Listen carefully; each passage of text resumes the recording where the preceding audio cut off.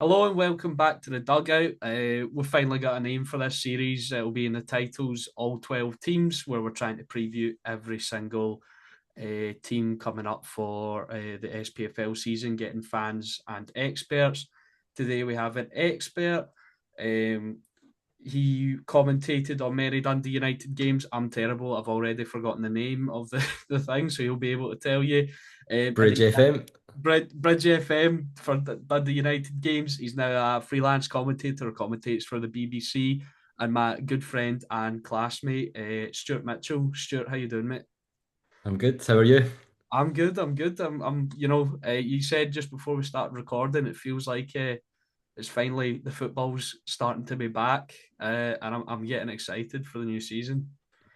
Yeah, news starts to feel a bit more real as it gets closer, doesn't it? It's not just rumors and things that sort of disappear after a couple of days. It's real facts and things happening in form of League Cup, so it's almost there.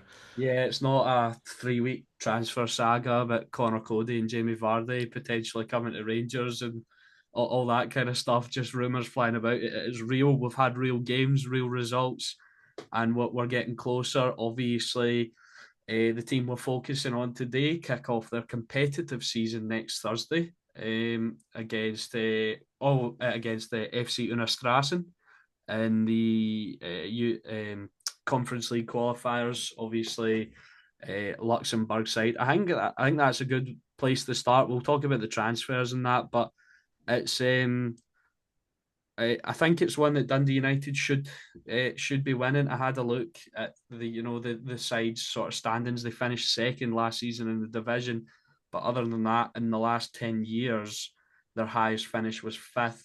So last season was a real outlier for them. And I'm not trying to sound disrespectful, but a team in Scotland that the size of Dundee United and sort of the players that they have should be beating any team in Luxembourg, in my opinion.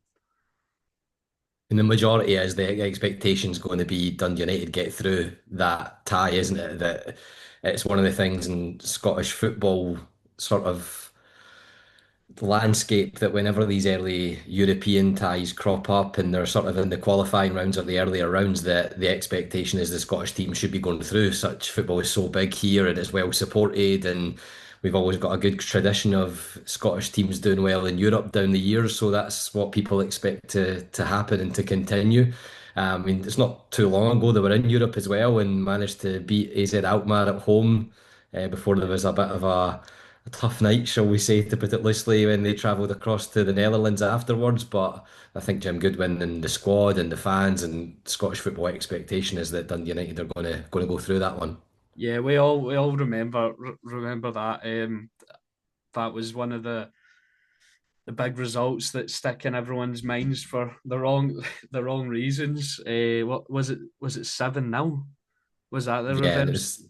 Oh my goodness!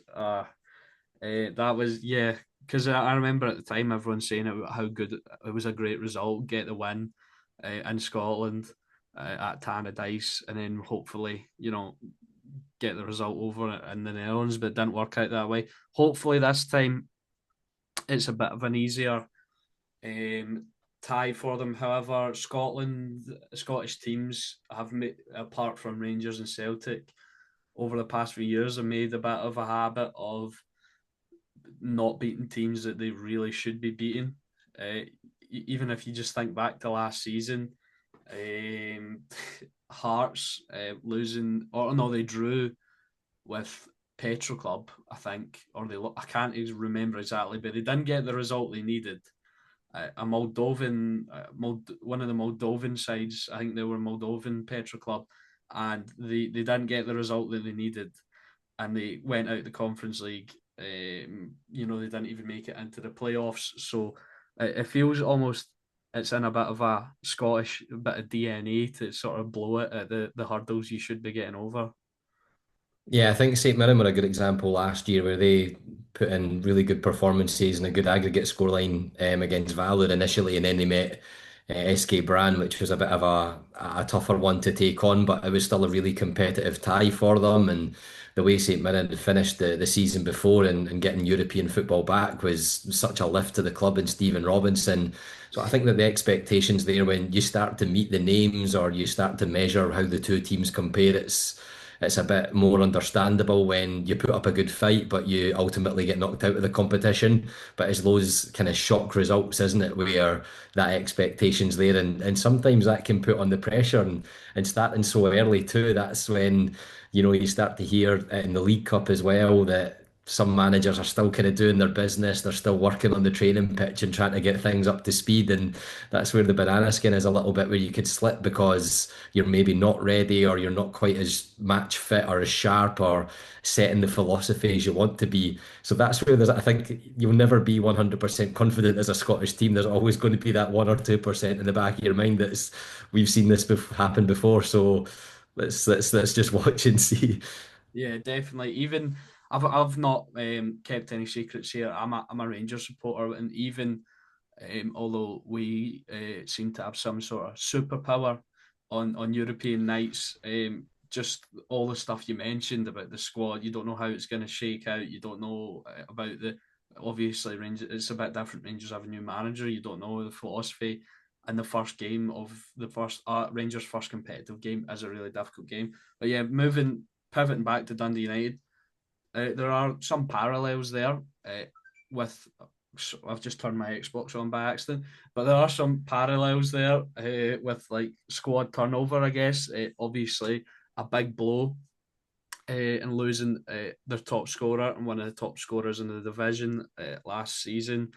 They've brought in oh gosh, Sapsford. I was getting a bit confused there. I'm really bad with names. I've got a bit of a streak on here of not getting names right. But yeah, Sapsford from the A League in Australia. But that's big shoes to fill, certainly. Yeah, I think that the expectation is there's still someone to come amongst every Dundee United fan. I mean, there was a saga just about a month ago where they were meant to be signing a striker on loan from Toulouse. He had literally flown over to London to make his way up to Scotland to kind of look at concluding a deal, but it never went any further than that. He was called back, and it never appeared in the news outlets again, which kind of suggested that the deal was dead.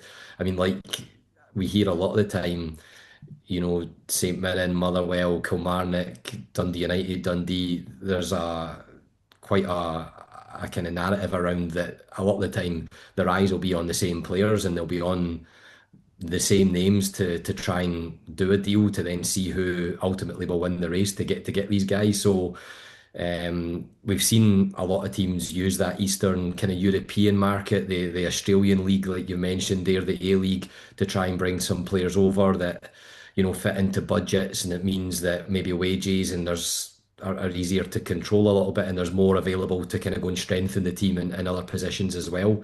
But you're right, and there's a lot of players that have left. There's a lot of new ones come in, and just as we were touching on with the European stuff, that means it could be a bit more difficult to gel everybody together and get everyone playing as the unit as you want them to be.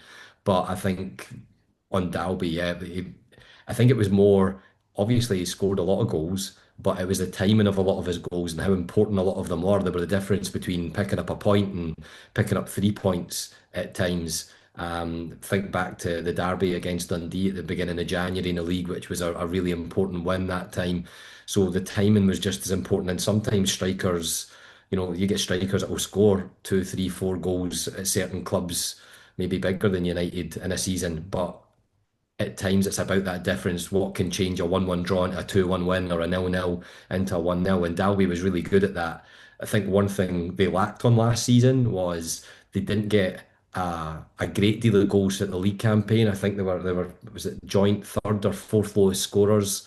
Only Kilmarnock had scored the same in the league, and I think County and St Johnstone were the two teams that had scored less. So that would be something that I think needs to be improved on, because it's great if you've got a really strong defensive record and you maybe don't need as many goals to get those results and pick up the points. But if the defensive record isn't there, that makes it a lot more difficult and it's easier to win games and you're scoring more goals. Yeah, definitely. I'd agree with that there. You sort of touched on the sort of Eastern European market, and I've just pulled up some of the signings there. Quite a lot of Dundee United signings have been from that kind of area, and it seems to be a mix as well. I'm seeing a couple of maybe older players, no, well, not older, but players in their prime. But a lot of Dundee United signings seem to be young players they've managed to get on loan from other sides as well. And I think there is an element of risk with that. Obviously I keep drawing these parallels, but it's very similar to what Rangers have done so far as well, signing these young guys. Obviously Rangers they have a couple of loans, but they've signed a few permanents. A lot of these guys are loans, but it can be risky when you're sort of hanging your hat on 20, 21-year-old players to do the business for you, when a lot of them haven't maybe played a lot of senior football. Yeah, I mean, there was a couple of success stories from last season. Looking through the squad, I mean, probably the biggest was Lucas Stevenson, maybe after Emmanuel Adebayorga. But Stevenson's one that's been tipped and rumoured that might be coming back at some point this season. But he did play in Liverpool's friendly just at the weekend there, which was an emotional one. And Yeah.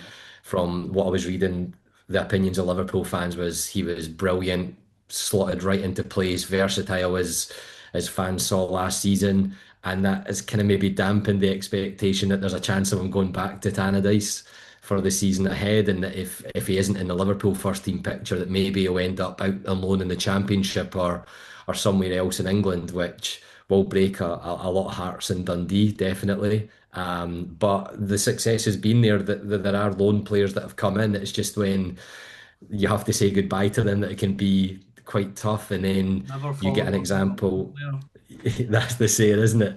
But then it's the replacing them because you're always going to have players from your team that are contracted that are out of contract and might be looking to move on, or the negotiations aren't going as well. So there's a couple of options to buy in there, I think, as well. But then there's still a lot to go before that. It depends on performances, success, where you end up, and at the end of the season, and what money's available as well. So I think that there's players there that Goodwin's highlighted. You know, sometimes that if you're wanting players to compete in Europe as well, sometimes there are names that you might not be able to afford, and maybe loans are the only option, or it is an opportunity to let them see what life could be like in the future if you make a permanent move after the temporary loan move. It's tough. It is really hard to judge because of that, because you don't know. You haven't seen a lot of these guys play unless it's from YouTube clips or what you're reading from the press releases when the players sign. But I think there's a lot of excitement there because it's a bit of an unknown. And I mean, I think there was 15, 16, maybe even 17 different nationalities in the squad for the season going forward. So that's, pretty much unknown for a Dundee United team, especially. So we need to wait and see how that will look. But as you said, that you look at what you can do in the markets transfer wise. If it's a loan, it's got to be a loan. If it's permanent, it's possible. And you're the manager and you're Jim Goodwin and you're guaranteed, you're confident that this person's going to be the right fit for your club, then you would do it. But I think there are some that maybe loans only be you get a hold of them and you get them playing in the jersey next season. Yeah, definitely. It's also with a lot of these sort of clubs in Scotland as well. They don't have so much financial kind of backing, as obviously the big two and likes of Hearts and Aberdeen with a bit more capital, uh, than I can remember in recent times. But I think that's why you see so many loans, so much kind of turnover in the squad, because you need to try and make it work on a season to season sort of basis. And if you can do that, and Jim Goodwin so far, he's obviously had a good championship season, came up, made it work again. So if he can do it again with another, big amount of turnover, I think it is really impressive. And especially I see it. I think I'm seeing it more often. Managers in Scotland are getting asked to do quite a lot with not a lot, if you know what I'm trying to say. Yeah, I mean the championship one's a good point because that must have been tough for recruiting because you didn't know until very late that you were winning the league and you were getting promoted. So it would be tough to kind of decide where your budget's going or what the budget's even going to be set as when you don't know what league you're going to be playing in the next year. So I think the loan route was really valuable. It was probably really smart business to then start at a late point trying to see what was available because it was always going to be difficult to permanently add within that short space of time. And especially as the new club going up, like finishing fourth was a bit of a surprise. I know that the expectation is the kind of City club should always be looking top six European football, but you never really know how it's going to settle when you come up from the Championship into the Premiership because every squad improves year on year. You know, Ross County until the end of the season there did a brilliant job nearly every year of surviving. They were almost like that Wigan that you seen in the kind of 2000s down in England that just right at the end they started to perform or they were, you know, they never had the playoff, but County were managing to negotiate the playoffs over the two legs after a championship team had fought their way through. With United, it was like who can they pick up permanently? Are people really feeling it's reliable to make the move to United when they've had a couple of relegations in recent seasons and they don't want to be seen as a yo-yo club and now they really want to establish himself. But he's done a really tough thing by finishing fourth because there's only one place maybe better than that people will realistically think that you can get a hold of, which is third. But then Aberdeen, Hearts, Hibs, and any others that have the ambition or want to get their noses into that position as well. So there's an expectation now this season. Top six, I think, will be that target. But when you think about Europe and how long you might be playing European football on the Thursdays, we've seen it time and time again. It does have a major effect on some teams that don't have the squad when they're playing Thursday, Sunday, maybe midweek again, or Thursday again, Sunday once more. It really adds up and it can take its toll. Yeah, I think we saw that especially with Hearts last season, and even though it was only qualifiers, Kelly had a major European hangover. I think they were bottom of the league for quite a while, and they managed to pull it back. Maybe not to the best of what they could expect, but obviously that came to sort of the end of that led to the end of Derek McInnes's time, and now he is the Hearts manager. But also, you mentioned all those clubs there, and you mentioned sort of top six would be the target for Dundee United. But uh, I think this season it definitely will be more difficult because the likes of um, I don't think Hearts are going to have another season like they did. They've looked strong in the League Cup. Their sort of new sort of Tony Bloom transfer strategy.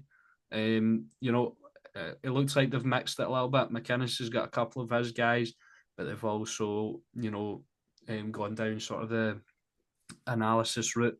And I think Claudio Braga made a 25-minute appearance the other day against Hamilton, and he got a goal and an assist or something like that. So, Hearts are looking strong. Aberdeen, I'm actually, maybe it's just because I'm a bit of a FIFA career mode nerd, but I've been really impressed with Aberdeen's kind of business. Ones that kind of stick out to me are Cassini Yenge, obviously the brother of Livy striker Tete Yenge, so there'll be the Yenge derby next season coming up. Also, I'm terrible at pronouncing his name, Awichi or something. He was like a FIFA career mode wonder kid. Maybe his career hasn't went as well as it could have, but he's definitely got talent. Hibs have signed really well. And I think St Mirren are always going to be there or thereabouts. So I think it's definitely a more competitive sort of. And you don't know what's going to happen with Motherwell and their new manager either. So I think it's definitely a more competitive race this season. Yeah, I mean, Hibs going the record transfer fee, like that was unthinkable maybe just a decade ago or so in Scottish football that teams do back to spending that kind of money. Aberdeen, like you talk about a PSG youngster that was so highly rated just maybe 5 years ago, now going to the Scottish Cup winners and they want to build on that kind of success. And I feel like after that first season with Yemi Tulin that they really feel like the only road is forward to keep on building on that. There's that kind of tension between them and Hearts at times where they always want to do better than the other, and because of the investment that Hearts have got, that kind of ups the stakes again. So there's a lot there. I mean, even you think about Motherwell when Stuart Kettlewell was in charge, he still had them kind of fighting to get in those top six places and to take on your Celtic and Rangers at Ibrox and Celtic Park, and was picking up results with some late shows as well that were stunning. The home crowds, you know, he'll look to use the home advantage with Kilmarnock, where the pitch gets talked about often and how that could play a big part for them. And I think there's a few people that are even tipping Falkirk to be quite a surprise package after being away for so long. So Yeah, that's one to keep an eye on too. yeah. I think initially with me and Falkirk, I was kind of on board with that. But now looking at it, I've kind of settled down, and I think we're all guilty of getting carried away with an underdog story now and again. But now that I've kind of settled down, they've not. For me, I don't think they've been active enough. They do have a good team, but I don't see them, especially with all the squads that I just mentioned. I don't see them. I'm open to be getting proved wrong. Honestly, I'd love it if Falkirk were up in the top six. But I don't know about Falkirk, but certainly those kind of other teams that I mentioned. We were kind of talking about the striker situation earlier, and this just popped into my head. I couldn't believe we were talking about how you mentioned that the Dundee United fans certainly felt that there was more to come. One guy that was supposedly linked, and maybe wouldn't fill the Dundee United fans with hope with the sort of profile they were going for. I think maybe they would be happy that he didn't end up there. He's ended up at the Colorado Switchbacks. It was Kyle Vassell, who was supposedly a target for Dundee United. And for me, that doesn't seem like a very sort of ambitious signing at all. I looked at it the other way because one of the ways that Jim Goodwin played last season was when he started with York van der Sande at times, the striker that's still there. He was kind of playing that hold up role and was really the ball was to stick to him and he was to hold it up for the two wingers, the forward wingers attacking and Trapanovsky, Miller Thompson was one at the beginning because he scored in the Dundee Derby at Tannadice as well. And I think that was more around the way the tactic was to play with the players attacking forward once the ball got into the final third.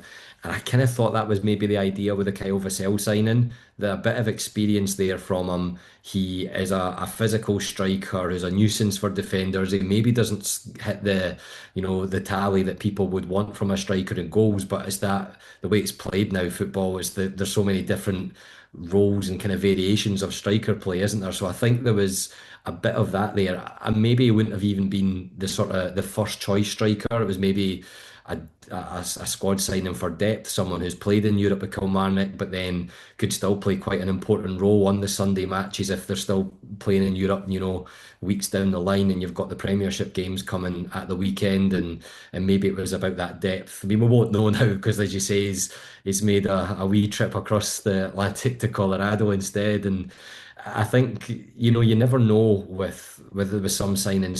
Sometimes guys, even though they may be written off when the kind of the release is made on social media of the guy signing, they pleasantly go and surprise some supporters, and they don't expect it to be as good as a fit as it might be.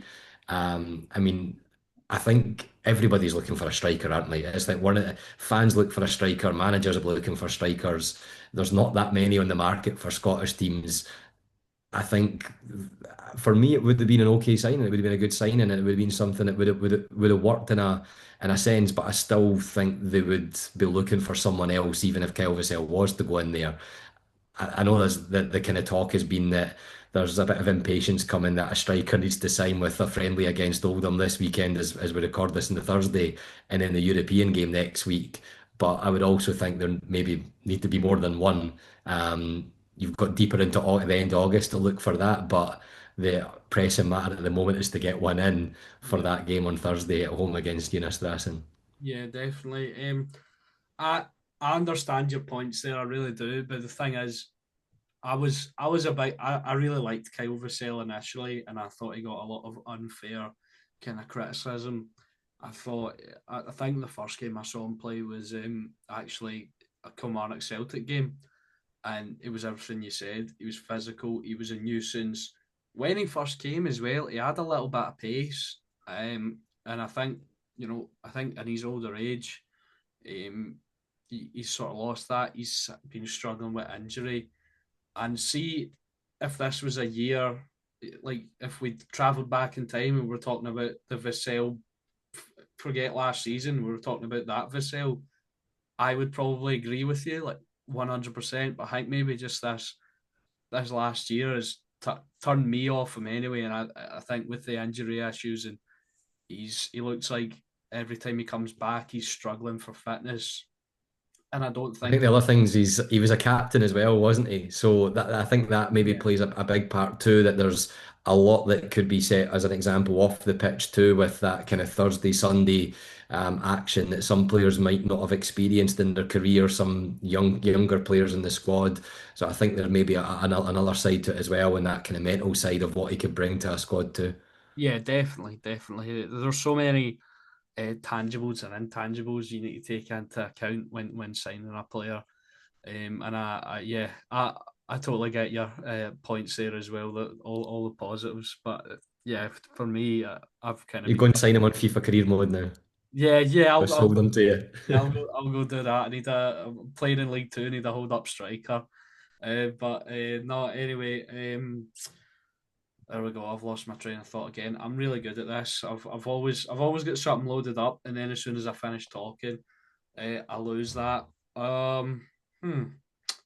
Yeah, we're talking about signings, talking about strikers, talking about the European sort of games. I think now this is sort of the fun bit where we get to sort of speculate and what. How do you think Dundee United will fare this season across all competitions? It's just a fun little sort of prediction speculation. I think the word I'd use would be steady, and it might not be exciting. But I think the season will be exciting. I think there'll be ups and downs. I think it'll be trying to, you'd want to get through that FC Unistrassen tie and see what comes next and just go as long as you can in Europe. It would be good for the club, I think, financially too, to just try and keep on that stage and try and get to a possibility of taking on or getting a team and a tie that's quite mouth-watering that really adds to the season as well. That's what happened with that AZ game a couple of years ago, and I shouldn't mention it too much, but that's what you're in the competition for. You want to do well, and you want to have those glorious nights back in Scottish football again and back at your home stadium. I think one thing that would jump out to me is the Scottish Cup needs to be better this season. I mean, Dundee United got knocked out to Dundee the first time of asking in the fourth round, in which was a tense Monday night game. It was only a 1-0 thanks to a goal after about 50 seconds from Simon Murray. And I think the club really pride themselves on Scottish Cup performances and their history that they've used to getting to finals and getting to Hampden to the latter stages, but sometimes just not getting over the line. But the cup competitions are the one that the fans really look forward to, and they just love that kind of day out where it's you're traveling across the country to wherever, but it's because you want to see your team lifting the cup at the end of the season. So I think that would be to be the major improvement. When it comes to the league, again, like you said, there's so many tangibles there about how things are going to go week by week. Players stay fit. There was a lot of injury troubles last year, and there was a bit of a small squad as it got towards the end of the season. United were only putting, I think it was 4 or 5 subs on the bench at Ibrox post split, which was really tough. And with a big couple of games coming up, especially that last one against Aberdeen to Yeah, qualify. they did play well in that game, though. I remember. Um, I think Rangers came out the gates a bit slow, and Dundee United were playing. I think Rangers eventually did win, but they came out fast and they were really aggressive in the way they came at Rangers. Yeah, that's right. I mean, I think it's going to take a bit of time for the squad to kind of to gel. Like looking at a couple of the friendly performances so far this season, when they've had the kind of what would look to be the first team out on the pitch, they've looked good, they've looked sharp, building quite well. But Goodwin's definitely been supporting bringing the younger players through. He's used a couple of them in the championship campaign, like Miller Thompson. Ross Graham, a lot of big things kind of expected of him this season, potentially taking on the captain's armband permanently, but he's picked up an injury, which is really disappointing for the start of the season when so much is kind of expected of him this year. And just back to that Rangers game, Sam Cleo Hardin, who'd had a couple of good performances last season, came in late for an injury against Hearts, scored the goal at Ibrox, if I'm remembering that rightly, after a couple of summer months off. So I think players like that, United fans will want to see more of the kind of youth coming through, and that's always something that they really pride themselves on as well. But it'll be a long season, but it's going to be a long season for so many teams. Yeah. Um, it's really hard to predict. I know you like the fun of it, but I think the real target should be top six. Do well in the cup competitions, specifically Scottish Cup. I mean, that could be the target and the ambition for so many. Secretly, I think there'll be more maybe in the dressing room getting spoken about what they could achieve this season, but you kind of want to keep that pressure off as well and not put too much expectation on. But anything like last season, looking at the league, would be brilliant for Dundee United. It would be brilliant just to kind of keep that consistency and really try and establish a place in the Premiership again. Like there was some people didn't think they would be where they were last year competing for Europe. They thought they'd be in a relegation battle, potentially staying safe, but ultimately ending in the bottom six. They exceeded all of that superbly with the kind of smaller squad that they had. Goodwin managed it really well. But there's a few players in there that I'm thinking of. Dario Namo they've signed on loan, and Amar Fata. I mean, United had Babinski last year, who was tipped after his time in the Barcelona academy playing with Messi. There was a lot of stories there, and Amar Fata has been tipped by Pep Guardiola at times when he's trained over at the City complex. Has been a big talent as well. Yeah. So there are a couple in there that I think are going to excite. Overall, there's a lot to compete with the two cups, Europe and the league. But I think a steady season would be a good season with all I that, fighting on so definitely. many fronts. Yeah, definitely a lot to look forward to. I think we'll wrap it up there. Thank you to Stuart for coming on and offering his expertise for the this Dundee United preview. Thank you to you all for watching and listening. Go check out the Twitter. Ethan Barlow's been super active on there at the Dugout 2024, and go check out the TikTok where I've been delivering daily Scottish football news. That's just at the Dugout. Thank you and goodbye.